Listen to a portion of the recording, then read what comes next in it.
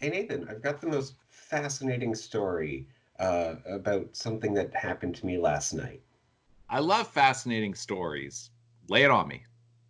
Yeah, so I was downstairs, I was watching TV, Sure. and then I ate dinner, Uh-huh. and the end. Um, the Hmm. end of I've the got another story introduction for you. to your that was it? That was the fascinating story? Yeah, I got another story for you though. Okay. Don't worry, this one's better. So I woke up this morning, I got dressed, I went to the washroom, Hmm. the end. I That's not interesting at all. Okay. I got a better one for you. I went downstairs this morning, right? Yeah. I grabbed a banana Sure. and then I started podcasting with you. The end. Are you on an exclusive diet of like bananas of boredom or something? I don't get this. How are you telling the most boring stories and what's up with the banana diet? Uh, Hello and welcome to Woeful Wednesdays. Nathan reads a series of unfortunate events. Ignore the tattoo. My name is Nathan. And I'm Tyler. And sorry for And the ASMR intro here with the eating. yeah, that's really what it is. Yeah, I mean, like I think you learned your storytelling from Mr. Remora Yes. and your diet. This dude's just like eating nothing but bananas. Like, you know what I mean? Just like a Yep. conveyor belt. That doesn't seem healthy, right? No. I don't know. Maybe two bananas a day at most, Yeah, right? you definitely don't need that much potassium. You have to space it out, but to just like go for it like, half a Yeah. dozen at a time, that can't be right. Mm-mm. Uh, all right, so we are looking at the Austere Academy, chapters 1 to 4, in a series of unfortunate events by Lemony Snicket, but really written by Daniel Handler. So this is book the fifth, and if you're new to the series, what we're doing is we are reading through all of the books. We're going to break up each one into thirds. So we look at chapters 1 to 4, 5 to 8, and then 9 to 13. And this is my first time reading the series. You read the series when you were a pre-adolescent, so you are rereading. Is this Mhm. what is this? Is this your second time or third, Uh, fourth? Probably third reading through the whole series. Though I've read a few of them over again independently. Right. Yeah, but like as far as like the entire series from beginning to end, then like this is your third time. I think so. Yeah. Yeah. Okay. And we do have a couple sponsors for today's podcast. So, first of all, we have Prufrock Tap Shoes. Tap shoes for those who are serious about crab mitigation and have an eye for fashion. And Yes. also, Prufrock Crab Poppers. Bite sized crabs for the seafood lover on the go. Fantastic. Oh Yeah. man, I'm not a particular fan of shellfish, but those sound great for anyone who likes crab. Yeah, exactly. You don't have Like to peel. popcorn shrimp, but crab. You got it. You got it. Warning crabs may taste like feet. All right, folks, I hope you enjoy. Ignore the tattoo! Nathan unfortunately reads a series of unfortunate events at an unfortunate age, which in this case is being used to indicate that he is entirely too old to be reading this for the first time. All right, so we are talking about Book the Fifth, The Austere Academy, chapters 1 to 4, and you have got plot summary duty for this week. Yes, yeah. So we're starting off here with the children being dropped off at Prufrock Preparatory School with the motto, uh, what is it? Memento Mori, I think, Yes. which means remember you will die, um, Don't which is forget. fun. Yeah, the entire aesthetic of this boarding school is a graveyard, essentially, tombstones. Mm-hmm. Um, Yeah, and Mr. Poe once again does not have time to stay with them to see them properly dropped off because the banking day has already begun. Oh dear. Right. Um, yes, so the children meet Vice Principal Nero, who plays the violin very poorly. And he goes over the general uh, events that they'll go through every day, which is going to class, living in this tin shack, which we will, yeah, which has crabs on the floor and fungus on the ceiling, and yeah, Terrible all paint. kinds of fun there. The You're right, color scheme's terrible pace. awful. Absolutely. Um, yes, and they will go to the cafeteria for lunch, but Sunny will not get cutlery because she is going to be Vice Principal Nero's secretary. Of course. Somehow he thinks that's a good idea. Um, yeah, Klaus and Violet. Violet is going to be seeing Mr. Remora, and Klaus is going to be seeing Mrs. Bass or Bass. It's unclear if it's bass or bass, Yeah. but BASS. Yep. um, yes, and of course, Count Olaf is nowhere to be seen because they have a high-tech computer system, Hmm. which, yes, is very advanced, clearly Yes. meaning that it will keep out Count Olaf. Yeah, I mean, Um, I'm not bright enough to keep up with all of the jargon, so I'm just going to go with it. right. Way over my head. Yes. All right. Yeah. These chapters are hard to do a plot summary for because it's a lot of just descriptions of things in the Yeah, atmosphere. right. But they do, of course, meet the Quagmire triplets, two Quagmire Yes. triplets. It'd be creepy if they met Duncan, the third one, who's dead. right. Yes. Yeah. So they do meet Duncan and Isadora Quagmire, who whose parents were, and they also have a fortune to their names, which is the what do they call them? Quagmire sapphires, I believe. Something like that. Um, Yeah. yeah. So that's fun, and we're starting to get, the sense of, oh, things are happening to more than just the Baudelaires, that this is not Right. a completely unique story. Um, Carmelita Spatz also needs to be mentioned. She is the dreadful little girl who calls everybody cake sniffers, Yep. which is such an odd, yeah, insult. Yeah. Um, and yeah, she starts chanting about the orphans in the orphans shack. Yep. Uh, yeah, and I think that's about it. And then Count Olaf shows up as the new gym Oh, teacher yes. wearing a turban. Right. Yes, Coach Genghis. Um, Yes. Lots of fun there. Of course, he's going to show up. So clearly, that advanced computer is not as advanced as people thought, I guess. Shocking. Shocking that it didn't work. Yes. All right, so let's start going through this. So I mean, overall, and I do want to make this comment at the beginning. I think these are four of the funniest chapters that we've had so far in the series. Hmm. Yeah. Yeah, I I mean, would agree. at least that's how I feel about them. I was surprised how funny these chapters really are, and I think in part because I don't think that the Miserable Mill is particularly good, especially the first two thirds of it. Hmm. And there's not a lot that happens. But this one, what really struck me when I was reading it is that we're now introduced to other children, other Yeah, adolescents, and that makes it more interesting, I think. Because this absolutely.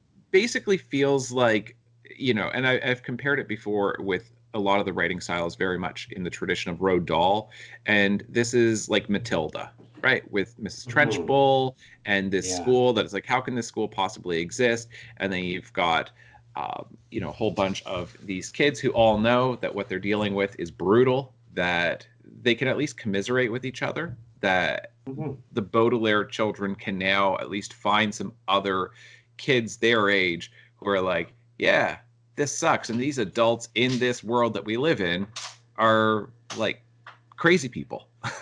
Yes, completely oblivious. Right. Yeah. So overall, and I mean, I was very surprised at um, how funny it is because, like I say, the Miserable Mill, just I felt like the quality declined a lot. It, Hmm. it's not poorly written, but we went through it in detail of all of the missed opportunities for good jokes, where the setup's there, but there's no punchline, and the possibility to have a fun little reference, but then there is no reference. Yeah.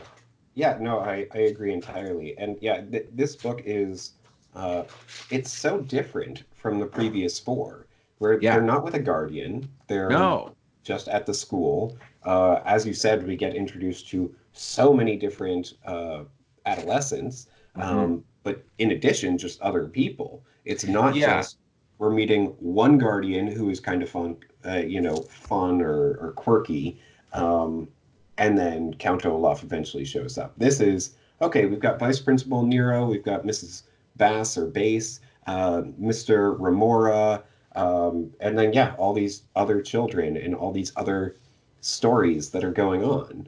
Exactly. Huh. That there's just more opportunities to be able to have funny descriptions of people and funny dialogue. Whereas if you look Hmm. at, yeah, whether we're talking about the wide window or the miserable mill or even the reptile room, they're all like a small cast of characters, which is Absolutely. surprising because that's something that you would see typically in television or movies that don't have a big budget because you have to pay more for Yeah. speaking characters, like actors who actually have lines. But in this, I'm like, there's no reason why you can't have as many characters as you want. So it's kind of surprising that we haven't had a wide cast of characters until this book. Yep. Agreed. All right, so yeah, so chapter one starts out by talking about Carmelita Spatz and how she's like the worst thing ever. She's such an awful bully. All of this. Now, my notes for it is on starting with page 4 in chapter one. Then you get Snicket describing the kids just running around on the lawn and kind of Yes. randomly falling down. So he says, this is the middle of page 4. Surrounding the sidewalk was a vast brown lawn that looked like it had never been watered, and on the lawn were hundreds of children running in various directions.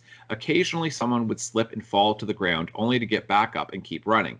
It looked exhausting and pointless, two things that should be avoided at all costs, but the Baudelaire orphans barely glanced at the other children, keeping their eyes on the mossy bricks below them. Uh, it seems very much like, even though you don't know what it is, and then you do find out later on, because in the moment you don't know what it is that the children are doing, and then Mhm. you've got the principal who's just like, yeah, we don't have a gym teacher, so I just told them to run around as fast as they can. Yeah. But so there is no real game that they're playing. But the description of it looked exhausting and pointless, two things that should be avoided at all costs, doesn't that seem, and I'm kind of going with my theory from the last book, that these books are not really meant for boys, at least not, like, maybe not meant, but not targeted towards boys and like pre-adolescent boys who tend to really enjoy sports and physical activity, but sports and exercise often gets labeled as being like pointless and exhausting as people who don't have an appreciation for sports and exercise, and it just Yeah. seems very derogatory towards that pursuit. Like, why would anybody do that? Oh, it's going to make you sweat, it's going to make you tired, and you're just going to chase after a ball, or you're going to run around on a field. um, Yeah. I think that's certainly part of it, the gender divide there, but also just, you know, basically once again encouraging reading yeah, over and any other sort of activities. Like, ah, why would you run around and, do all these exhausting things when you can sit down and read, which is so calming and peaceful? Um, yeah, you're right. yeah. It is privileging that sedentary activities Hmm. over physical activities, and that is, it's an interesting choice because Yeah, there's the presumption that you have to choose one or the other, that right. you're either Yes. somebody who values sedentary activities like reading and thinking and working on like building things, like, but just kind of sitting or, you know, standing in a room, but not doing something that's exhausting. You're either Yeah. that kind of person or the kind of person who does those physical tasks.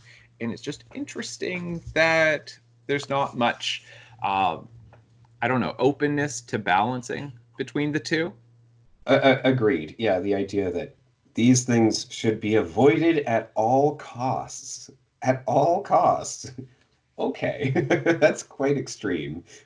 Yeah, it is. I'm trying to be polite about this, but it's I'm just saying that there's a lot of people who feel that way about exercise and fitness in general, Hmm. and regardless of the consequences to their physical body, that Right. doesn't, you know what I mean? And it's just, it's, this is one of those things where I look at it and I'm like, I can see why parents would not appreciate these books for their children. Not for the reasons that I think Handler thinks would be controversial, but things like that, encouraging Yeah. children. I mean, like, this was like Michelle Obama's entire, um, you know, strategy as first lady, which is fitness for children in America to get them to eat healthy and be more active. And then, like, this book is like, yeah, don't worry about that. Yeah. Because I don't know, we should be championing exercise, fitness, and reading and intellectual Yes, pursuits. But it's fine. absolutely. It's fine that it's not. They don't have to necessarily, you know, provide a good lesson. But it's anyway. Yeah. Uh, Page 6. Then there's just a good joke on here. So this is the paragraph in the middle of the page, there, where it says, as if he were reading her thoughts, Klaus put a hand on Violet's shoulder and she smiled at him. Klaus had known for all 12 of his years that his older sister found a hand on her shoulder comforting, as long as the hand was attached to an arm, of course. Yes. That's a great joke. Yes. I like that little Absolutely. qualifier that he has in there. um, and then on page 9, then Vice Principal Nero says that, this is towards the top of the page. Vice Principal Nero told me that Count Olaf's complete description, everything from his one long eyebrow to the tattoo of an eye on his left ankle, has been programmed into the computer, so you three should be safe here for the next several years. But how can a computer keep Count Olaf away? Violet asked in a puzzled voice, still looking down at the ground. It's an advanced computer, Mr. Poe said, as if the word advanced were a proper explanation instead of a word meaning having attained advancement. Uh, my point is, doesn't that often seem how a lot of technology is described? Yes. Yeah. Like, I mean, Absolutely. yeah, I've still, like, you know, really pressed some computer engineers that I know. I'm like, really explain to me, how exactly does a microprocessor work? And I still don't really get the explanation. Do you know what I mean? Yeah. Like, but how is it doing what it's doing, and how does that actually work? And then you just get a lot of jargon. I mean, that doesn't even really bother with jargon, but Right. just, how can it do this? It's a computer, it can do anything. Okay. Right. Yeah. Yeah, no, the difference between software and hardware of computers, like I think I have a pretty good understanding of how software works, but hardware, no idea. Yeah, yeah, I don't know. I mean, it's just, it's an interesting thing that it seems like, because I've commented before that this world has a surprising lack of computer technology, that it Hmm. exists in this unknown time period where it's Yeah. just, it's not exactly the present moment, but it's not that far in the past, that you've got some pieces of technology where you've got phones and cars, but you don't really hear about cell phones, and you don't really hear about computers. Like, these kids aren't saying, I miss having like access to a computer. And when they think about the library, they're not thinking about computers at the library, they're thinking about physical books. But then Hmm. you've got this computer, so it almost seems like somebody from a generation who doesn't have a huge appreciation for computer technology is looking at this saying, books are better. And who, like, you can't even understand those computers, you know? Mm. Don't even bother trying to understand what computers do. Yeah. Yeah. No, that's yeah, that's a really interesting point. I Yeah, mean, I don't know how well that plays with kids from the last 20 years, but right. I mean, these books are incredibly popular, so obviously well enough. But I wonder how much of that is because, they're kind of being forced. You have to read something, you know, Right. because I know how that goes in school. It's like, oh, it's going to be silent reading time. You have to read something, so kids will. All right, I'll read this then. They have Yeah. to read a certain amount of books, new book reports, and et cetera, et cetera. Yeah. Um, and page 11, this is my last note for chapter 1. Then it says, yeah, and I didn't really have much beyond this. I guess I don't have to point out that specific section, but you've got Nero, like Principal Nero, and how he plays the violin. And, of course, you get the apocryphal story of the um, emperor, the Roman emperor Nero, who's like the last emperor of Rome, and the apocryphal story of he played the fiddle or he played the violin while Rome burned, which he didn't really. But the idea, like, because it serves as like twofold, that Yeah. he didn't care about anybody because he was just such a psycho that he didn't care that like 70% of the city like got destroyed or whatever it was. He didn't care about regular people and that they were losing everything, that they were homeless, and that the empire was falling apart. And so, like, that physically playing music, like, kind of delighting in it or just being unbothered by it. And also, what a waste of time instead of trying to do something helpful, then he's Right. doing this. And that's exactly what this is. He the vice principal? Did I just read? Yes. Yeah, so he's the vice Yes. principal. That, like, he's got these assemblies like for 6 hours where he's playing the violin. He's playing it so poorly, and so it's a funny little play on the idea of Nero that Hmm. kids wouldn't necessarily get. Because when we were looking at Absolutely. the miserable mill, then we pointed out instances where there was the opportunity to have a reference and to have it Hmm. have some kind of deeper significance with different named characters or buildings or book names, things like that. And they just felt like missed opportunities, but that one's clever. I like that one. Yes. Yeah, no, absolutely. Yeah, really, really great there. All right, so you said that was the last comment for chapter one? Yep. All right, so I just had one other comment, which was on page 7. Um, and in the middle paragraph there, um, I really like this. Sunny was also too nervous to say anything, although it was often difficult to understand what she said when she did speak up. For instance, if Sunny had not been feeling so shy, she might have opened her mouth, revealing her 4 sharp teeth, and said, Marimo, which may have meant, I hope there are plenty of things to bite at school because biting things is one of my favorite things to do. I just think that this is really effective, um, yeah, just storytelling here of yeah, we're like that. That's the description of Sunny, and it's done in a good way rather than Mm. just, there was also Sunny who, as the youngest Baudelaire and whatever. Like this is actually kind of fun that we're getting, oh, she would have said this, which means that biting things is one of her favorite things to do. Yeah, I just think that that's yeah, really fun there. Yeah, it is. It's a better introduction to Sunny Yeah. than what we've had in some of the other books. Okay. All right, so that's good for chapter 1. How about chapter 2? Do you want to go first on that one? Sure. All right. So on page 21, um, let me see. Oh, yes, this is just a comment about the computers and about how, yeah, this world apparently does have computers. And I forgot to mention in one of the previous books, then I believe it was The Miserable Mill. Yeah, then Klaus references, in the 1920s. So we know that it's at least after that, but we're Right. still we're still not sure like exactly what time period this is. Yeah, and I think this is really the first instance that we have a mention of a computer and an advanced computer system.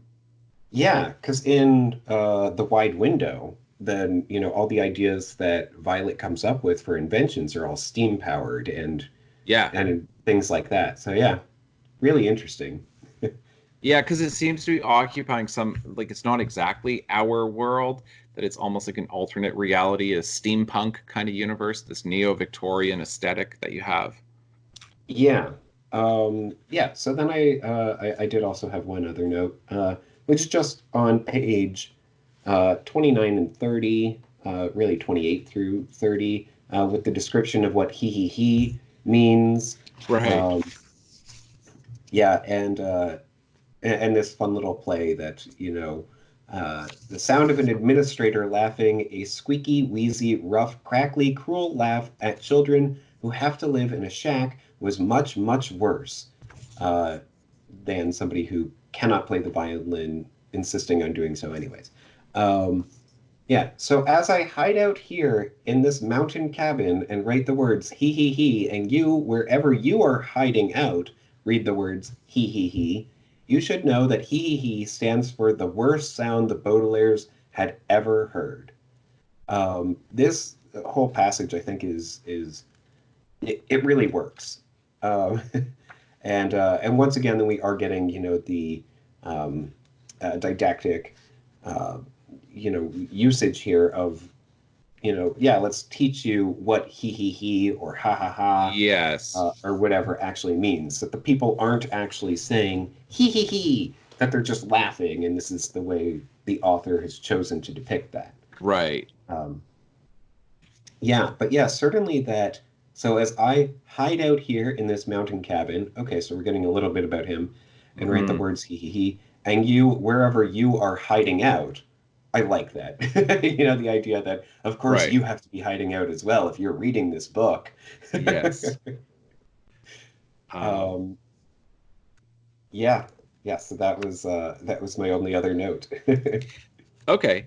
And so I don't have a specific note for chapter two, just kind of an overall comment that it is just, to me, it is such a funny chapter. It is Yeah. maybe the funniest chapter I think we've seen in the entire series, at least for me.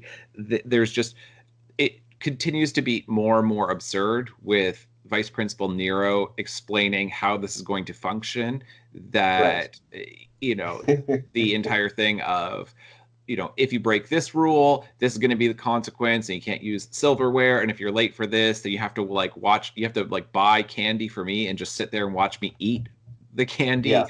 Yeah. Sunny is a baby and she doesn't belong here at all, so she'll become my secretary. And the idea of like Sunny being the secretary is just, it's so fun. Like, it's just all of these absurdisms. And like I say, this is very much in the style of Roald Dahl, where it's Mm, just, this is so strange, yeah. but so absurd and so fun that it Yes. continues to get more and more absurd the more he explains, because I think maybe what makes the humor work so well is he's saying all of these things that continue to get more and more ridiculous, but he's saying them as though those are logical conclusions. Right. Yes. Like, Yeah. he's acting as though this all makes sense, and they just Yeah. keep getting crazier and crazier, and he's acting like this just makes more and more sense, like that of course is going to follow that, and that consequence will result in that. And it's, yeah, it's rather fun. Yes, absolutely. Yeah, I mean the character of Vice Principal Nero is so fun. It is so refreshing to see a Yes. villainous character like this who doesn't think of himself as a villain, uh, Right. who is, yeah, just, yeah, whatever, like this is just the way that things are, but he's so childish.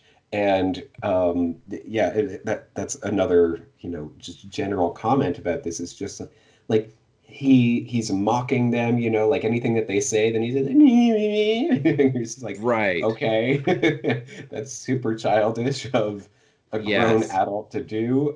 The insistence that, oh, other people don't, all the opera companies didn't like my violin playing, but Appreciate they it, just, yeah, they don't appreciate it. I think is what he Um, said. yeah, yeah, and of course, everybody has to pay attention to me as I perform for 6 hours each night.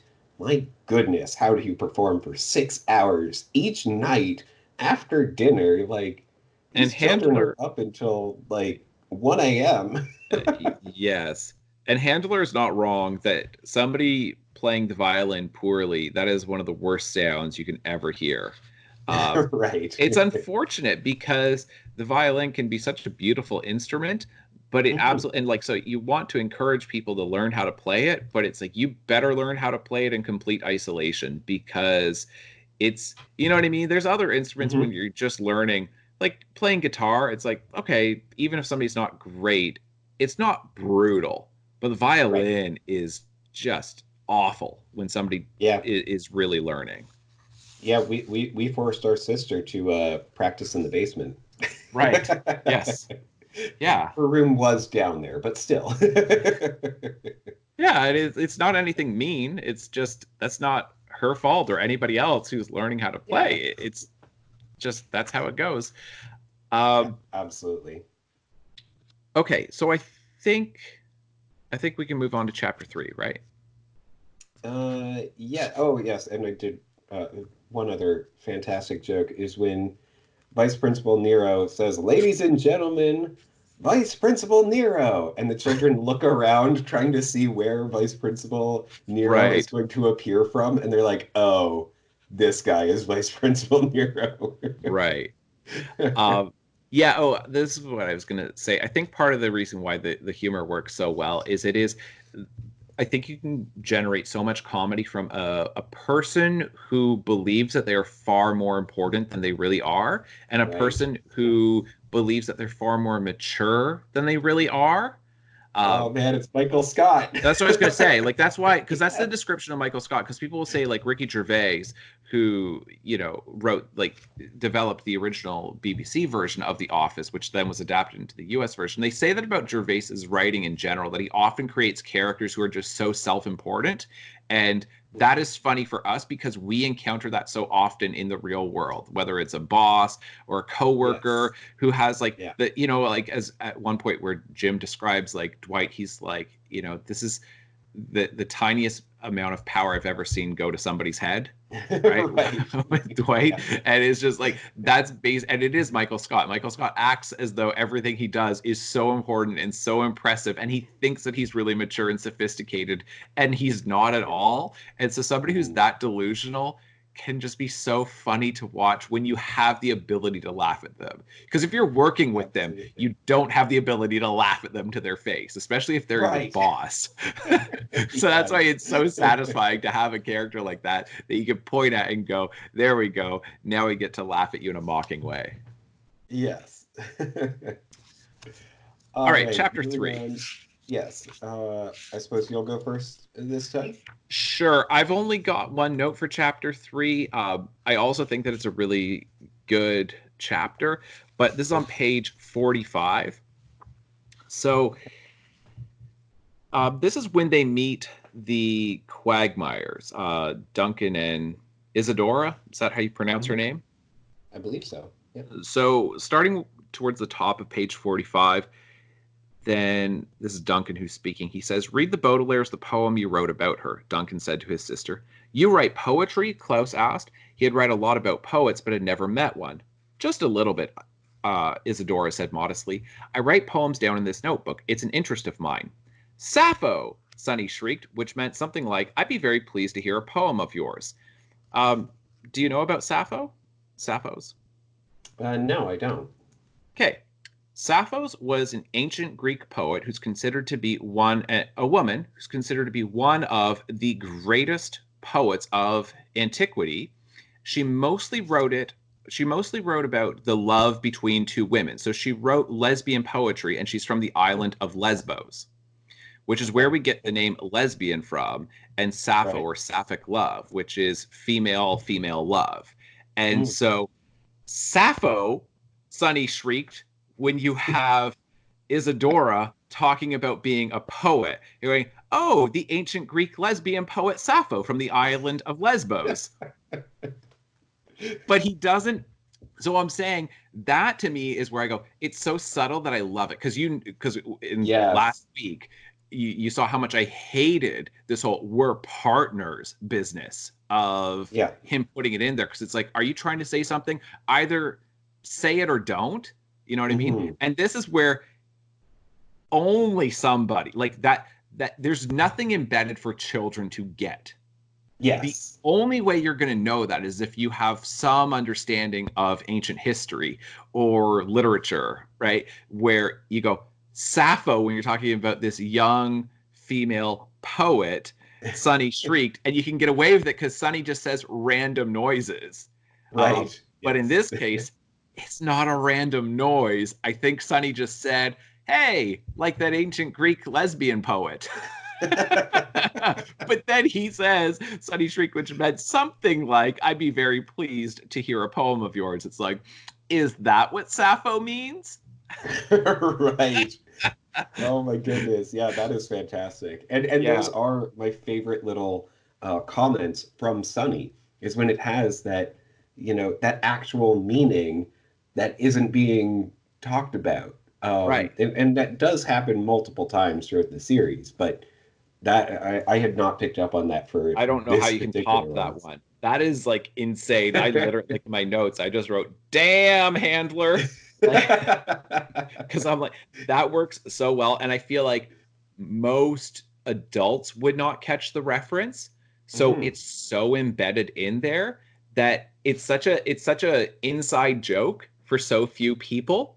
But once you Right. know what he's doing, they go, ooh, that's clever. Because it's really hidden. Yeah. Yeah. No, absolutely. Oh, that is delightful. Yeah, it is. Yeah. So that was all that I really had for chapter 3. Okay. Yeah, I had a couple other notes. Um, let's see. Overall, on page 35, the main paragraph there, overall, the shack was too miserable to serve as a storage space for old banana peels. Nice little reference to Mr. Remora. Yep. But I also like that because we've gotten bananas multiple times throughout the series. In The Miserable Mill, then we get a reference to a banana peel being some form of oh dear, how dreadful it would be to come across one, Mm. something along those lines. And then, of course, Aunt Josephine ate a banana before they.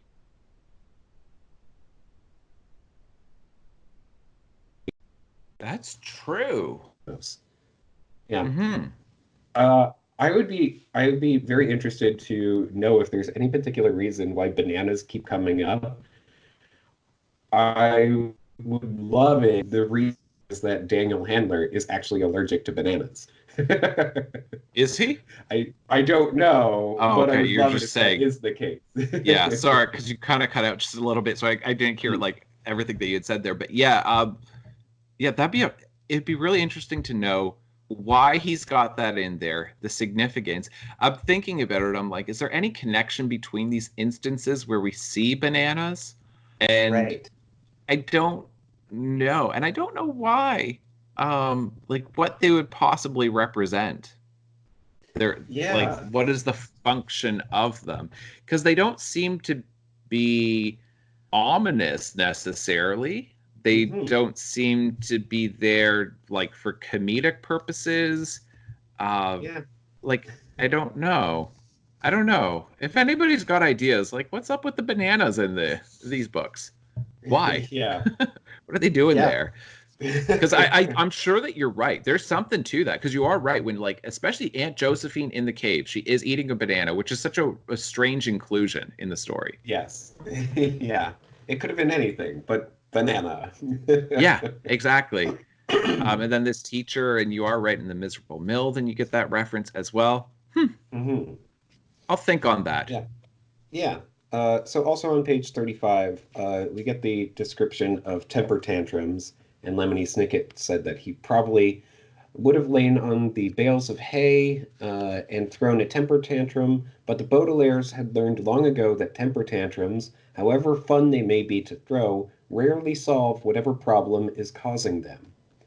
This is, another teaching moment for kids. Like, hey, you know that temper tantrums can kind of be fun sometimes, but they don't really solve anything. So, yeah. Yeah, and it is and it isn't. Like on the one hand, it is instructional, moralizing to some degree, Mm-hmm. teaching younger readers that, yeah, just having a fit, like they're not necessarily having a temper tantrum by the time they're reading these Right. books, but they're having some kind of fit.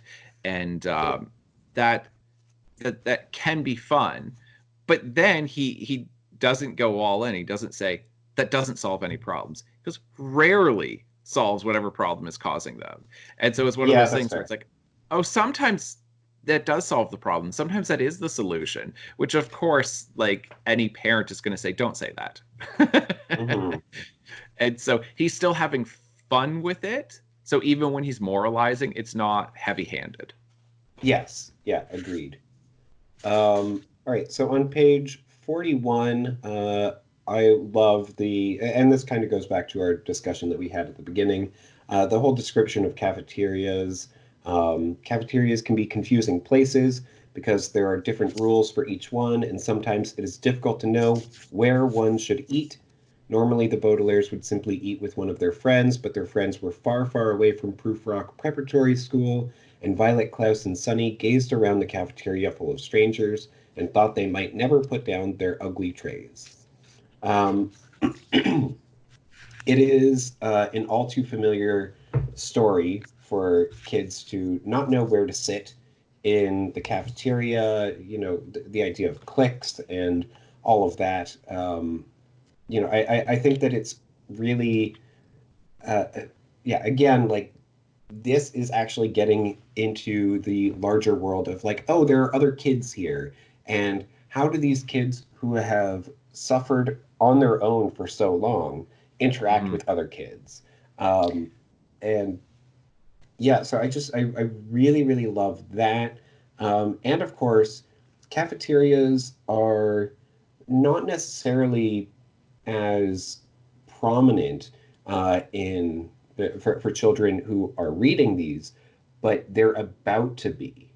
You know Yeah. what I mean? Like Yep. middle schools and high Yeah. schools, then they tend to actually have, where you get your food, an actual kitchen, and everything, and the cafeteria. Whereas in um, elementary school, then typically, you either have assigned seating. It's like, okay, yeah, you're going to sit, at these tables. Like that's just where your class sits. Hmm. Um, or at the very least, and there's no kitchen or whatever to buy food and all that. So, yeah. Right. Yeah. Sometimes it'll be in the gymnasium that all the kids go. Hmm. Sometimes it seems to be more and more often it's in the actual classroom. At least this is Interesting. true for Ontario. Then I know that that is more and more common that kids just eat in their classroom at lunch, because then you get into issues of supervision and all of this other stuff. Whereas you don't need as much supervision once they get into older grades. Right. Um, Yeah. but you need to have a higher ratio for younger grades. Hmm. Anyway, um, yeah, I mean, I do think that it's a good point, because if you are unfamiliar with this, I don't know if you are familiar with this or not, but for anybody who's watching, then the general rule with young adult literature or even middle grade literature is to know what the target age is. And it's surprising that this has not come up until now. But do you know how they determine that as far as what's appropriate?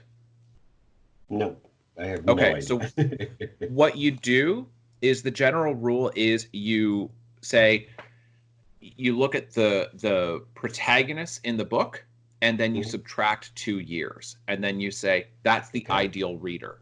So if a Interesting. book features a 16-year-old, then your ideal reader would be like 13, 14 years old, because they're not there yet at that stage in life, but they're approaching it. So they're thinking about those Mhm. issues, and they want to be able to read along with somebody who's going through those things that's slightly above their current level, but they know they're almost there.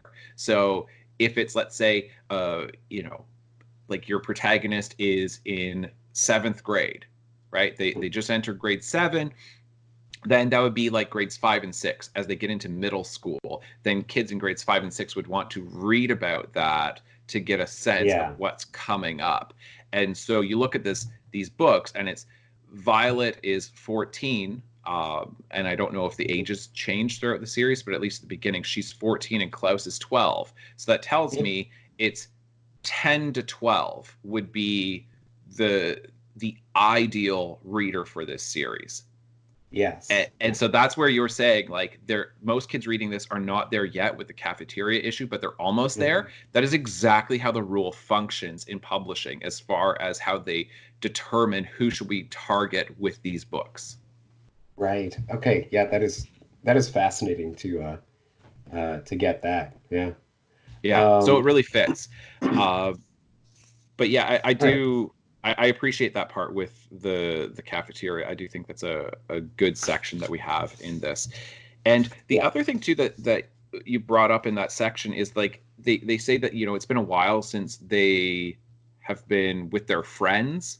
What's Yeah. surprising is that there's no mention of their friends before this. There really Hmm. isn't. They talk about missing their parents, but they never talk about missing friends. Yeah. And it seems like that Violet and Klaus have got such solitary lives that their life before their parents died really did involve Violet kind of independently inventing things, and Klaus on his own sitting and reading. There's no Hmm. mention of them hanging out with a group of friends. It's not like I miss my best friend who helped me invent things, or I missed my other friend where we would talk about books that we're reading. And Yeah. then you get this reference, and it's like, yeah, you guys supposedly had friends before. Why haven't you talked about missing them? Why haven't you been writing letters to them? Like, you know Yeah. what I mean? There's nothing like that. And it just seemed strange that it was not mentioned, and stranger still now that it is mentioned. Yeah, no, I agree entirely. Yeah, because you kind of do read that and you're like, oh, they had friends before. Yeah, what happened to their friends? Are their friends Right. worried about them or Exactly. anything like that? Like, yeah. It's strange that that was never brought up, and now once it is brought up, then you're like, wait, yeah, why wasn't this brought up until now? And Yeah. why don't they talk about their friends? And yeah, it's not until you start seeing them hanging out with other kids their age that I think you even consider those issues, but they're issues that should be considered. Yes, absolutely. All right, so I had one last comment for chapter 3 on page 52. Um, just a nice little moment here where Lemony Snicket writes, "It is useless for me to tell you all about the brass lamps in the shapes of different fish, or the bright blue curtains that rippled like water as a breeze came in from the window, because although these were wonderful things, they were not what made the three children smile. Quagmire triplets come too, and although I have not researched the Quagmires nearly as much as I have the Baudelaires, I can say with reasonable accuracy that they were smiling for the same reason." So I really like this because he's once again, like we've seen this before, where he's saying it's useless for me to describe, and then goes on to describe this. Yeah. um, yeah, and yeah, I just think that that's really a nice moment there. Yeah, it is. It's at least it's kind of an attempt to be flowery with his language, and then Hmm. also, excusing it at the same time. You Right. know, I don't really mean to do this. I wouldn't do this. I'm going to do it anyway, but I don't really, that doesn't belong in here. Right. And Yeah. so you can kind of, um, have your cake and eat it too. Right. Yes. Absolutely. All All right. right. Yeah. So Chapter moving 4. on to chapter 4. I have no notes for chapter 4, so you can go ahead and go over whatever you've got with it. I mean, the only thing that I really wanted to say is that I don't have notes for it, but I do like this description of triptychs, um, Hmm. or triptych. I don't know how you pronounce it, if it's triptych or titch. Yeah, I'm not sure either, but I agree. It is a very nice description here. Um, and this is my first note with the triptych that he has. I'm going to say tick because I don't know. Yeah, I think Um, that's it. I think that's how you pronounce it. yeah, the one that he has entitled "What Happened to Beatrice."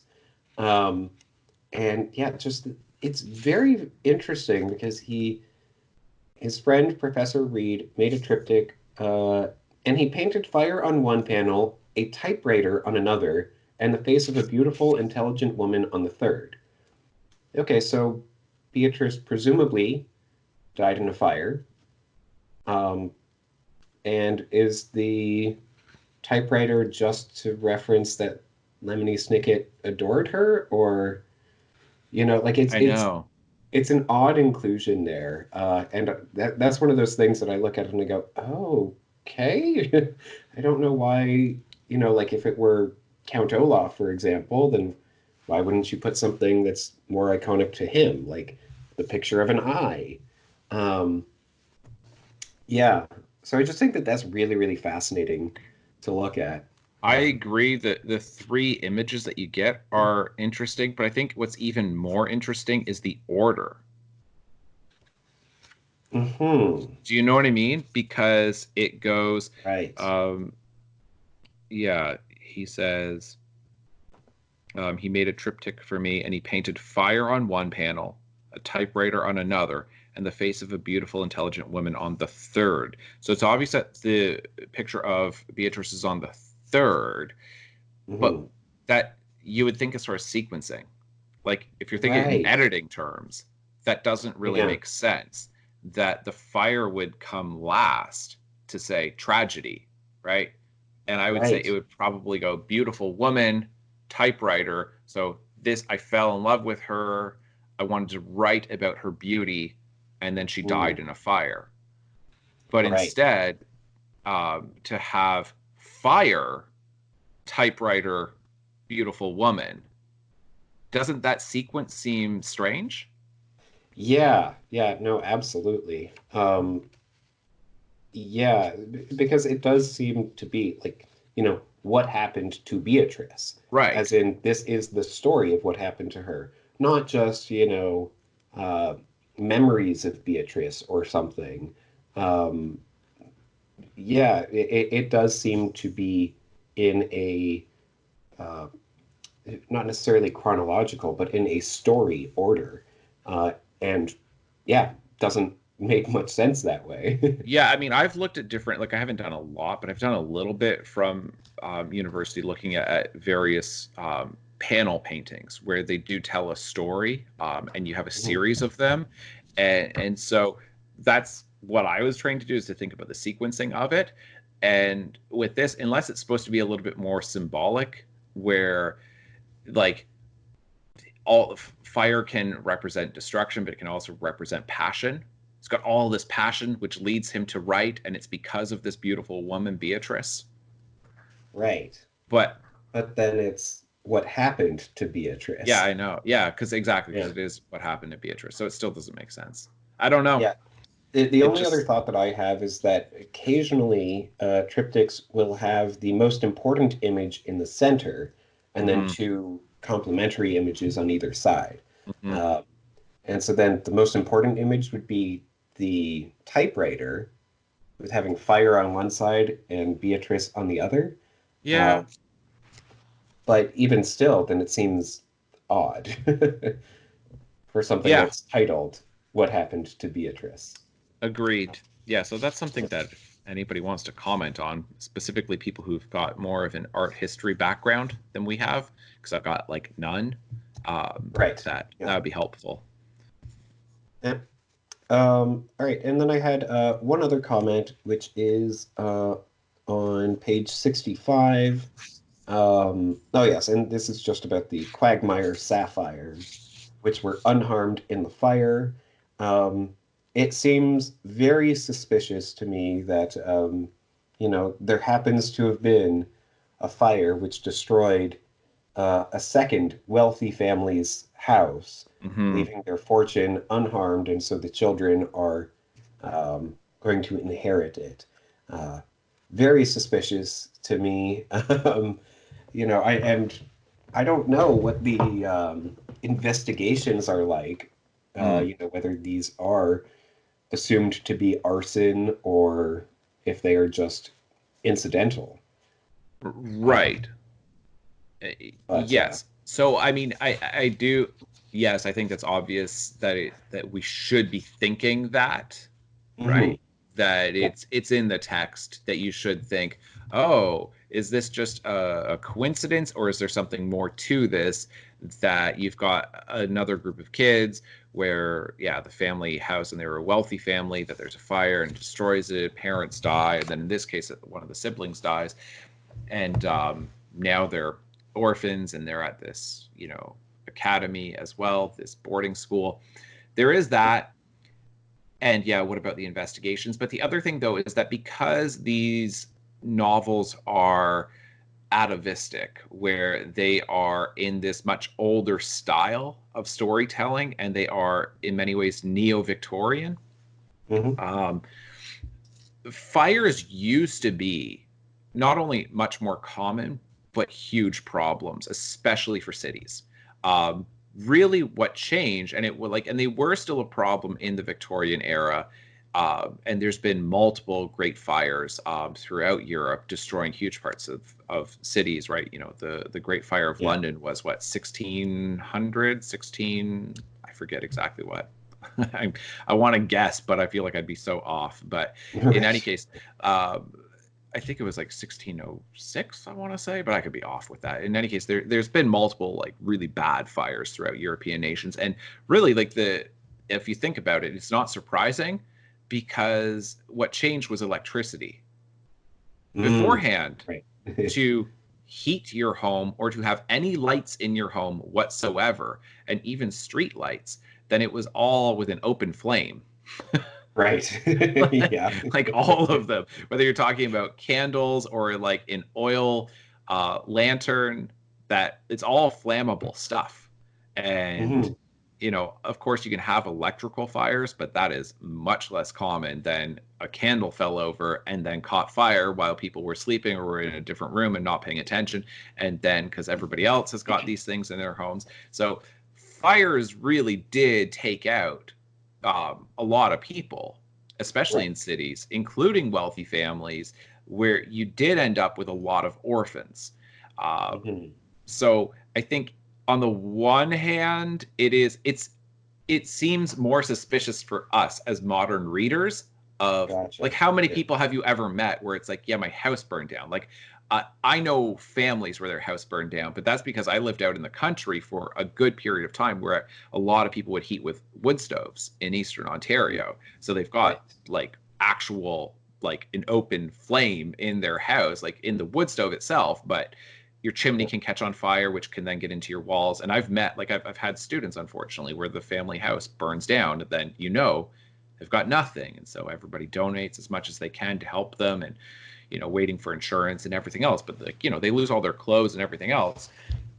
But I'm Yeah. saying that's still not that common, because even then, that's only in the winter that you really have fire risks.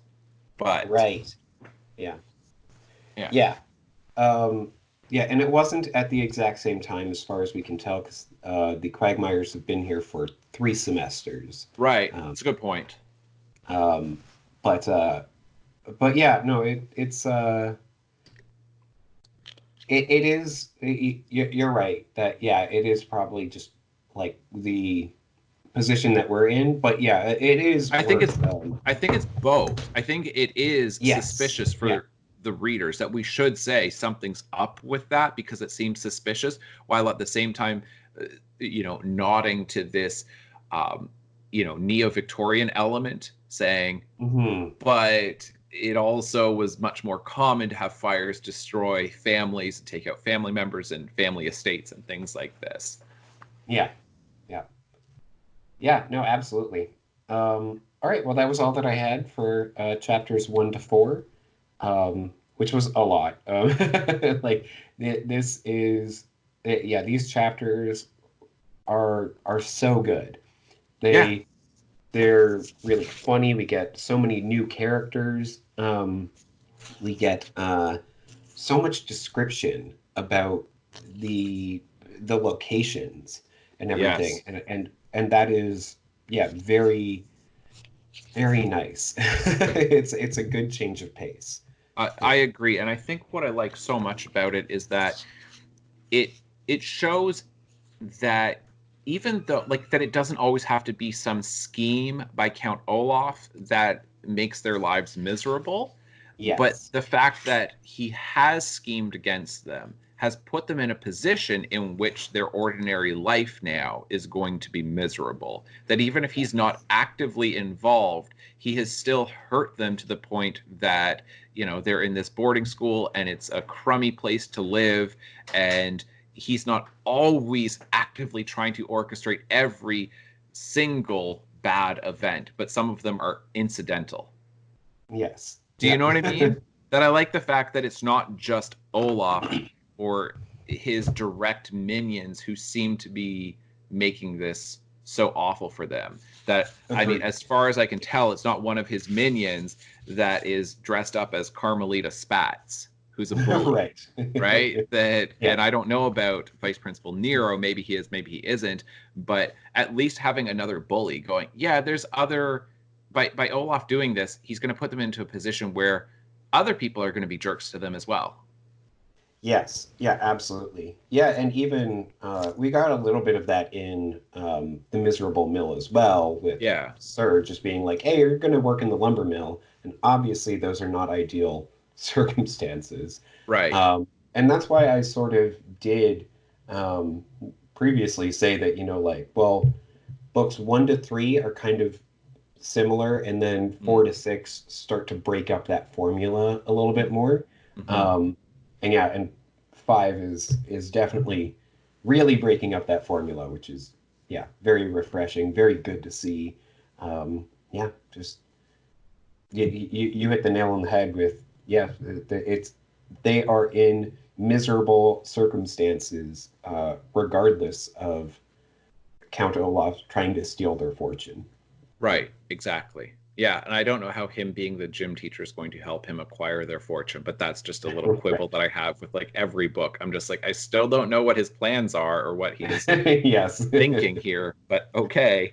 Because in the last book, it's, haha, I'm in the same room as you, therefore I've won. Right. And it's like, with this one, it's like, haha, I'm in the same room as you. Just wait until you see what I'm up to. You know what I Right. mean? Like, it's so inconsistent, but that's fine. Um, Yep. all right. Well, we'll leave it there and then we'll move on to chapters 5 to 8. Mm-hmm. All Yeah. right, folks. So Sure. you've got your reading assignment for next week, and Absolutely. read along with us, and we'll see you next week. Thank you so much for watching. Bye. Bye. Ignore the tattoo! A phrase here which means like, comment, subscribe, and share this podcast across the web. That may seem like a strange definition, but in this context, it is entirely accurate.